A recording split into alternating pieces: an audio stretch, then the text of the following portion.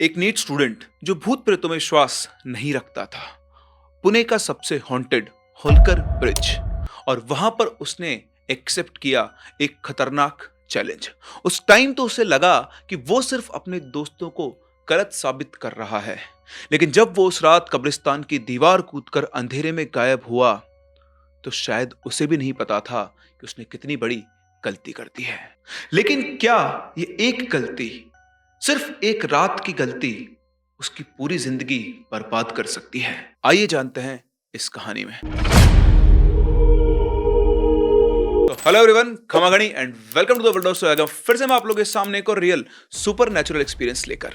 ये स्टोरी हमारे साथ शेयर की है आदित्य ने, और यहां पर जो भी कुछ हुआ है वो इनके क्लोज फ्रेंड विनय के साथ हुआ, जो कि उस टाइम पर नीट की तैयारी कर रहा था और भूत प्रेतों में ज्यादा विश्वास नहीं करता था। ये लोग एक हॉस्टल में रहते थे और ये बात है 2023 की। कहानी में आगे बढ़े उससे पहले अगर आपके पास कोई रियल सुपरनैचुरल एक्सपीरियंस है या फिर कोई इंटरेस्टिंग स्टोरी है तो आप हमारे साथ हमारी इन दी गई आईडीज पर शेयर कर सकते हैं, और आपकी हर वो स्टोरी जो हमारे चैनल पर फीचर होगी उसके लिए हम देते हैं आपको 500 रुपीज का रिवॉर्ड। कंडीशन सिर्फ इतनी सी है कि आपने चैनल को सब्सक्राइब किया हुआ हो और आपने इन्हीं आईडीज पर अपनी स्टोरी शेयर की हो, क्योंकि हम जानते हैं कि स्टोरी लिखने में, शेयर करने में आपका टाइम और मेहनत दोनों लगते हैं, इसलिए हमारी तरफ से आपके लिए यह है एक छोटा सा रिवॉर्ड। चलते हैं कहानी में आगे। तो आदित्य और इनके हॉस्टल के 3 और दोस्त विनय, रोहित और यश ये साथ में रहा करते थे, और इनका एक नियम था कि डेली किसी एक दोस्त के कमरे पर ये लोग ग्रुप स्टडी किया करते थे। सभी लोग जेईई यानी इंजीनियरिंग और नीट यानी मेडिकल की तैयारी कर रहे थे। इन सभी लोगों को हॉरर चीजों के अंदर बहुत इंटरेस्ट था और कहीं ना कहीं ये हॉरर कंटेंट को ढूंढते रहते थे। लेकिन इन्हीं में से एक था विनय, जिसको भूत प्रेत इन सब चीजों पर रत्ती भर भी विश्वास नहीं था। तो इन लोगों ने कई बार ऐसे एक्सपेरिमेंट ट्राई किए थे जहां पर आप भूत प्रेत को बुलाते हैं, उनसे कांटेक्ट करने की कोशिश करते हैं। हर बार ये अपने हॉस्टल में ही ट्राई किया करते थे और फेल हो जाते थे। इन्होंने इस पर्टिकुलर टॉपिक के ऊपर रिसर्च भी बहुत की थी कि भूत कैसे आते हैं, कब उनको बुलाना चाहिए, और ये लोग जब भी ऐसा कुछ करते तो आदित्य को हमेशा अपने साथ रखते थे, क्योंकि आदित्य को हनुमान चालीसा और भी बहुत सारे मंत्र आते थे। वो एक ब्राह्मण फैमिली से बिलोंग करते हैं, इसलिए बचपन से उन्होंने मंत्र वगैरह सीखे हुए हैं। तो कहीं ना कहीं इन लोगों के मन में डर था कि अगर कोई भूत प्रेत या फिर कोई जिन या फिर कोई एंटिटी किसी की बॉडी में आ गई तो एटलीस्ट उसको कोई तो हो जो कंट्रोल कर सके। तो ऐसे ही एक बार पहले भी इन्होंने अपने हॉस्टल में ही चार्ली चार्ली बोर्ड खरीद के, जो चार्ली चार्ली गेम होता है, वो इन्होंने ट्राई किया था। वीजी बोर्ड भी इन्होंने ट्राई किया हुआ था। तो इन लोगों ने जब ये एक्सपेरिमेंट किए थे तो पूरे रूम के अंदर परफ्यूम डाल दिया था जिससे भूत या फिर नेगेटिव एनर्जीज अट्रैक्ट हो।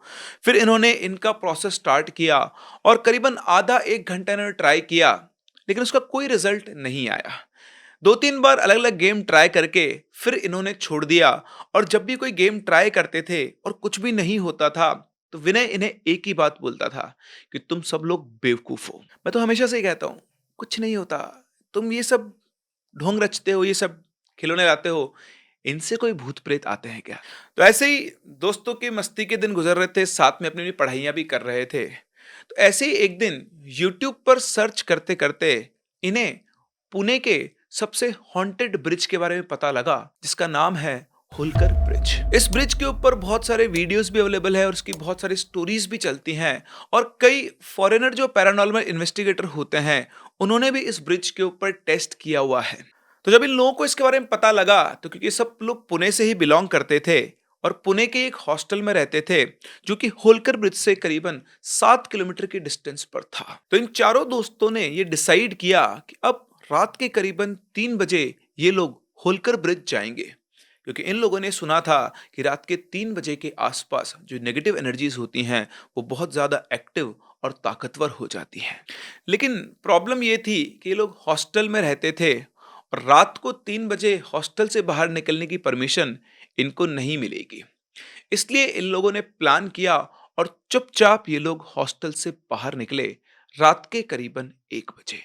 अब हॉस्टल से तो ये लोग बाहर निकल गए, लेकिन बाहर निकलने के बाद जो सवाल था वो ये था कि होलकर ब्रिज इनके हॉस्टल से करीबन 7 किलोमीटर दूर है, वहां जाया कैसे जाए, क्योंकि किसी के पास भी किसी भी तरह का व्हीकल नहीं था। लेकिन यहाँ पे कुछ दोस्तों को इंटरेस्ट था और किसी एक को ये साबित करना था विनय को कि भूत वूत कुछ नहीं होते हैं। इसलिए आपस में डिस्कशन करके इन्होंने डिसाइड किया कि 7 किलोमीटर चाहे आज पैदल चलकर जाएंगे, लेकिन ये जाएंगे जरूर। तो पैदल चलकर ये लोग होलकर ब्रिज पर पहुंचे, और जब ये ब्रिज पर पहुंचने वाले थे तो इनकी नजर पड़ी साइड पे बाउंड्री वॉल पर, जो नहीं दिख रही थी, और उस बाउंड्री के उस तरफ थी बहुत सारी कब्रें। वहां पर एक कब्रिस्तान है जो उस ब्रिज पर चढ़ने से पहले आता है। ऑब्वियसली डिपेंडिंग ऑन आप किस साइड से आ रहे हो, तो जिस साइड से ये गए थे उस साइड पर ब्रिज पर चढ़ने से पहले एक कब्रिस्तान था जिस पर इन सबकी नजर पड़ी। इन्होंने देखा कि उस कब्रिस्तान के बाहर करीबन 12-13 कुत्ते जमे हुए थे। खैर, उनको इग्नोर करके ये लोग ब्रिज के ऊपर चलने लगे। अगर आप आज होलकर ब्रिज को देखेंगे तो उसके पैरेलली एक और नया ब्रिज बन गया है, लेकिन जो पुराना ब्रिज है उस पर भी आज एक साइड पे ट्रैफिक चलता है। और ये लोग उस जो मूला, आई थिंक मूला नदी उसका नाम है, उस नदी के ऊपर ये ब्रिज बना हुआ है और ये उस ब्रिज के ऊपर चलने लगे।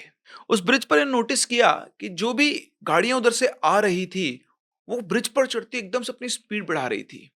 इस पर इन लोगों को लगा कि जो भी लोग पुणे के रहने वाले हैं लोकल, उन सबको इस ब्रिज के पास्ट के बारे में पता है और इसीलिए शायद वो अपनी गाड़ी की स्पीड बढ़ा लेते थे। या फिर शायद उन लोगों को इनको देखकर डर लग रहा होगा कि रात के इस टाइम पर ब्रिज के ऊपर कुछ लोग भटक रहे हैं। ये वाकई में कुछ लोग हैं या फिर कोई आत्माएं हैं जो इस ब्रिज के ऊपर भटक रही होंगी। फिर ब्रिज पर इन्होंने एक्सप्लोर करना शुरू किया। रोड लाइट्स ऑन थी, ऐसा सच कोई डर वाली बात वहां थी नहीं। इन लोगों का डिस्कशन भी हुआ कि यार यहाँ पर भूत हो सकते हैं क्या। तो विनय ने कहा कि भाई भूत वूत कुछ नहीं होता है, यहाँ कोई भूत नहीं है। तुम खुद सोचो, तुम कब से इस हॉन्टेड ब्रिज पर घूम रहे हो, तुम्हें कुछ फील हुआ? किसी को फील नहीं हुआ।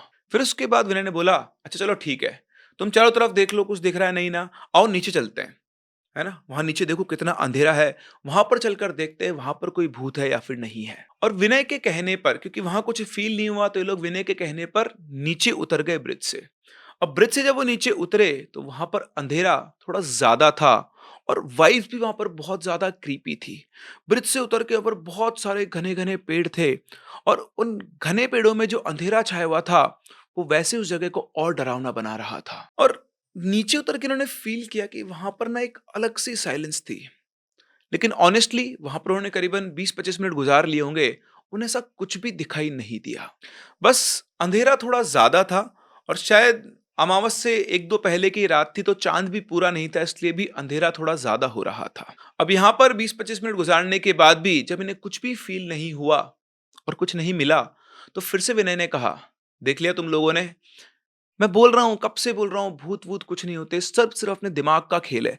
अभी अगर मैं तुम लोगों को बोलूं कि वो सामने पीपल का जो पेड़ है उसके पीछे कोई है, तो तुमको कोई ना कोई दिख ही जाएगा। उसकी बात सुनते सबने पीछे घूमकर देखा तो वाकई में वहां पर एक पीपल का पेड़ था, लेकिन उसके पीछे कोई नहीं था।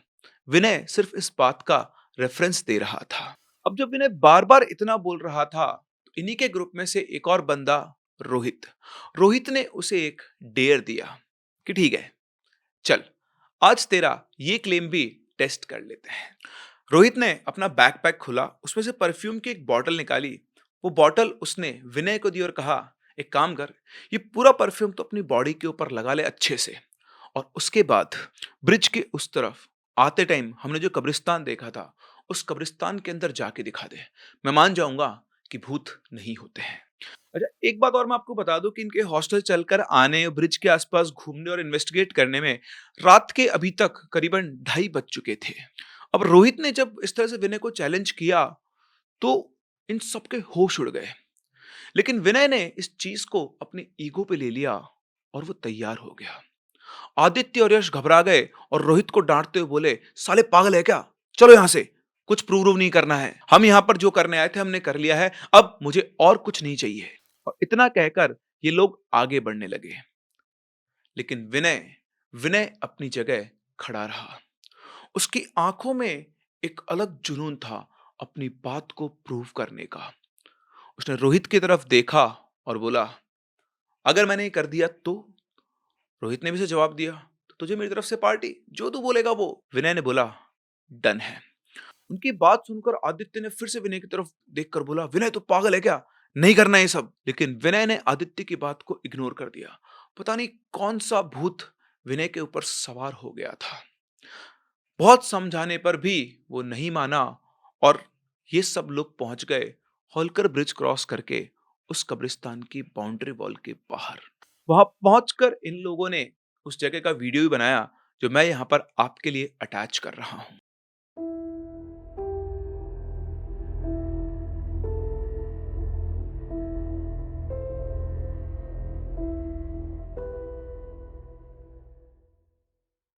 आदित्य ने ये बताया कि उस टाइम पर उसको तो ऑनेस्टली बहुत ज्यादा डर लग रहा था, और अगर कोई उसे चैलेंज करता तो बिल्कुल भी अंदर नहीं जाता।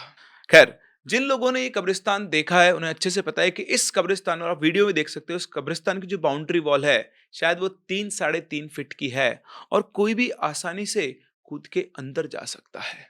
वहां पहुंचने के बाद विनय ने वो परफ्यूम लिया और सबके सामने उसने अपने पूरे कपड़ों पर, पूरे शरीर पर वो परफ्यूम अच्छे से लगा लिया। फिर उसने एक बार इधर देखा, उधर देखा कि सड़क पर कोई है तो नहीं, और फिर सीधा कूदकर कब्रिस्तान के अंदर चला गया। कुछ देर तक तो वो इन लोगों को दिखा और फिर अंदर कब्रिस्तान में अंधेरे में गायब हो गया। जैसे मैंने आपको बताया, उस दिन अंधेरा भी कुछ ज्यादा था। ये तीनों दोस्त बाहर खड़े होकर उसके वापस लौटने का इंतजार करने लगे। रोहित एज सच इतना परेशान नहीं था, क्योंकि उसने ही तो उसे चैलेंज दिया था। लेकिन आदित्य और यश बहुत घबराए हुए थे। उनका एक एक मिनट बड़ी मुश्किल से गुजर रहा था, और ऊपर से उन्हें यह भी डर था कि अगर पुलिस की पेट्रोलिंग की जीप आ गई या किसी और ने कुछ पूछ लिया कि इतनी रात में तुम लोग यहाँ क्या कर रहे हो, तो हम लोग क्या जवाब देंगे। और इसी तरह इंतजार करते करते उन्हें करीब 40 मिनट बीत गए, लेकिन विनय लौटकर नहीं आया था। उन्होंने विनय का नंबर भी ट्राई किया, लेकिन वो भी अनरीचेबल था। शुरू में तो उन्हें लगा कि विनय डराने के लिए टाइम स्पेंड कर रहा है, लेकिन जब इतना वक्त गुजर गया तो इन्होंने अंदर जाने का डिसाइड किया, क्योंकि सुबह के 4 बजने वाले थे और हॉस्टल जाने में भी इनको टाइम लगता, क्योंकि इन्हें पैदल ही जाना था और हॉस्टल में किसी को कुछ भी पता नहीं लगना चाहिए था। और फिर ये तीनों दोस्त विनय को ढूंढने के लिए उस कब्रिस्तान में गए, डरते डरते। और वहां का माहौल वाकई में बहुत क्रीपी था, लेकिन अभी इनके दिमाग में विनय की चिंता थी। जैसे ही थोड़ा अंदर गए, वहां पर बिल्कुल डेड साइलेंस थी। इन्होंने अपने फोन की जो फ्लैश लाइट थी वो ऑन की और विनय को ढूंढना शुरू किया। अभी ये कुछ कदम अंदर चल के विनय को ढूंढ रहे थे कि तभी रोहित की नजर विनय पर पड़ी और वो चिल्लाया, विनय। बाकी दोनों ने भी उसी तरफ देखा, और जो देखा ना भाई, आप मान लो एक बार तो इनका खून सूख गया। इनकी आंखों के सामने कुछ दूरी पर विनय बेहोश पड़ा हुआ है, और उसके शरीर पर एक भी कपड़ा नहीं है, पूर्ण रूप से निर्वस्त्र। वो दौड़ के उसके पास पहुंचे और उसे उठाने की कोशिश करने लगे। वो होश में आया, और उसे जब एहसास हुआ कि उसके कपड़े नहीं हैं, तो बोलने लगा, मेरे कपड़े कहाँ गए। सब लोगों के चेहरे पर ये एक ही सवाल था।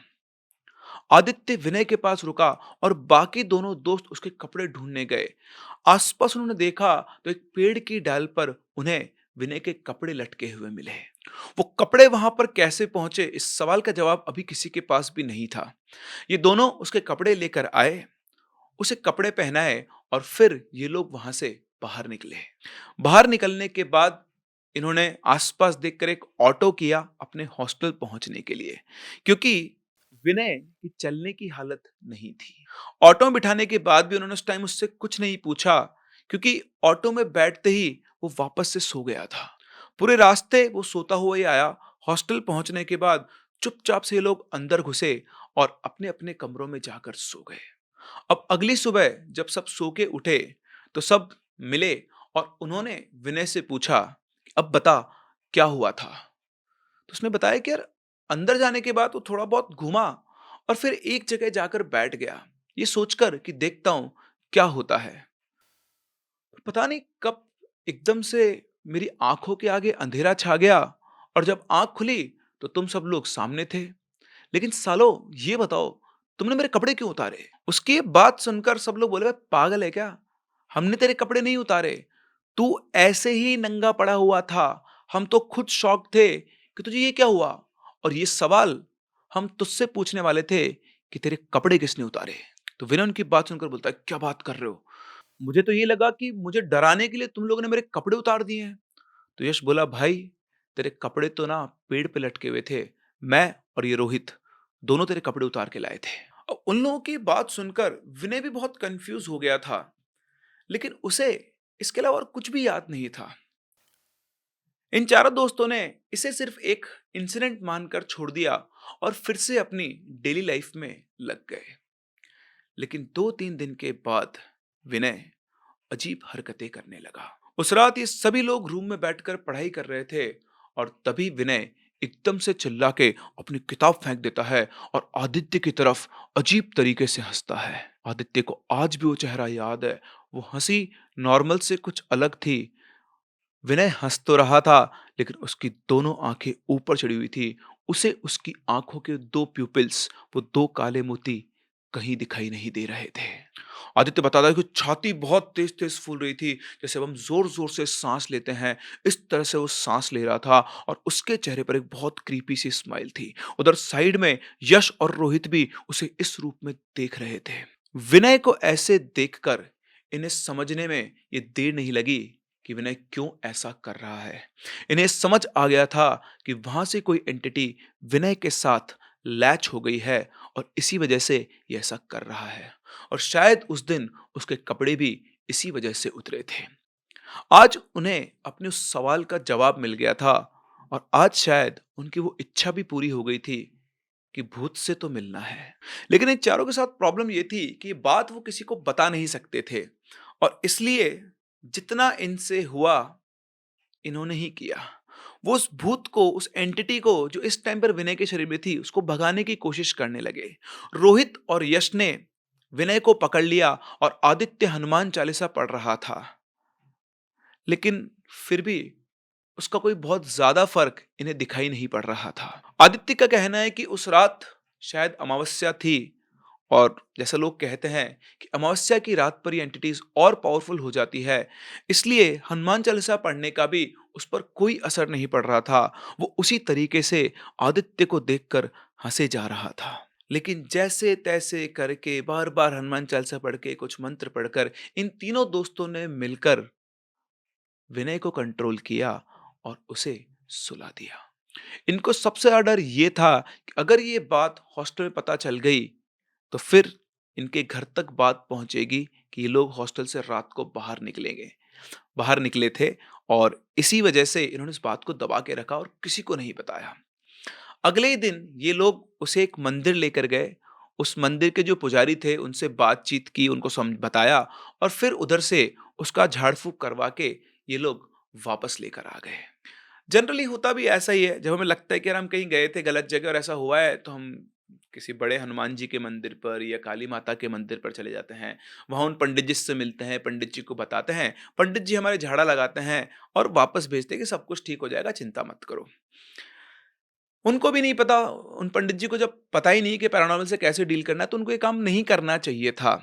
और शायद ऐसी गलतियां हम में से कई लोग कर जाते हैं, और उसका हर्जाना इतना भारी होता है जैसा यहाँ पर आदित्य और उसके दोस्तों को भरना पड़ा। वो जो पंडित जी थे उन्होंने इनको ये भी बताया कि ये लोग जब उस कब्रिस्तान में गए थे तो उधर से विनय के ऊपर 3 आत्मा हावी हो गई।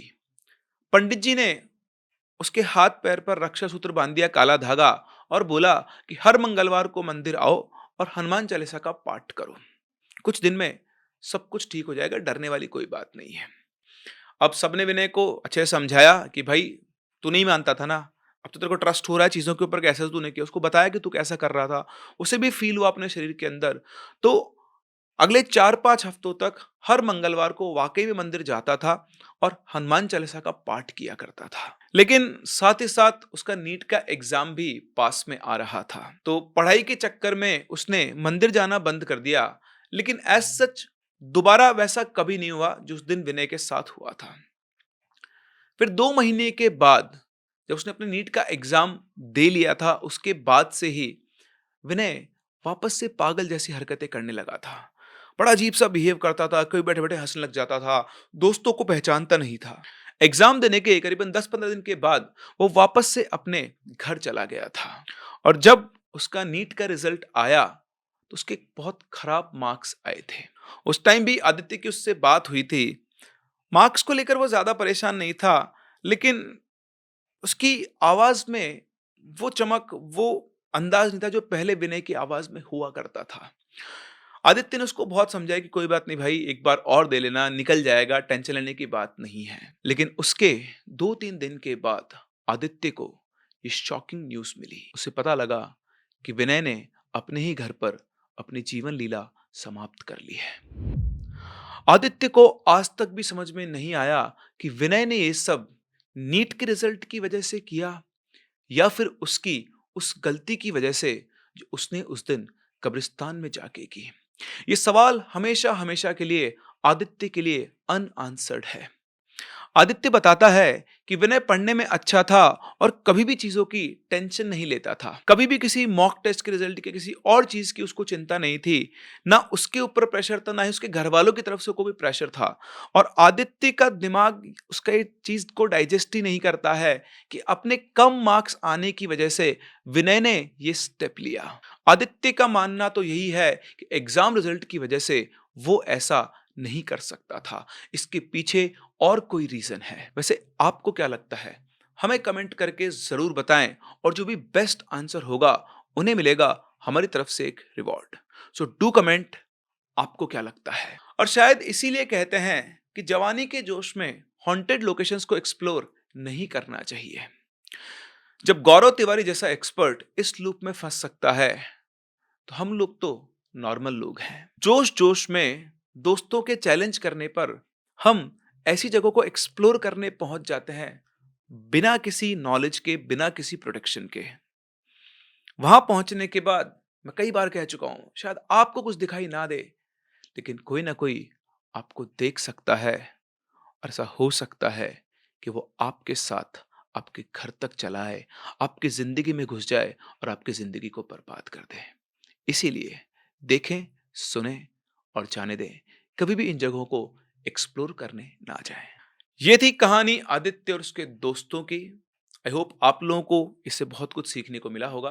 अपने व्यूज हमें कमेंट सेक्शन में जरूर बताएं। हम लोग मिलते हैं अपनी अगली कहानी में। तब तक के लिए keep loving and keep listening.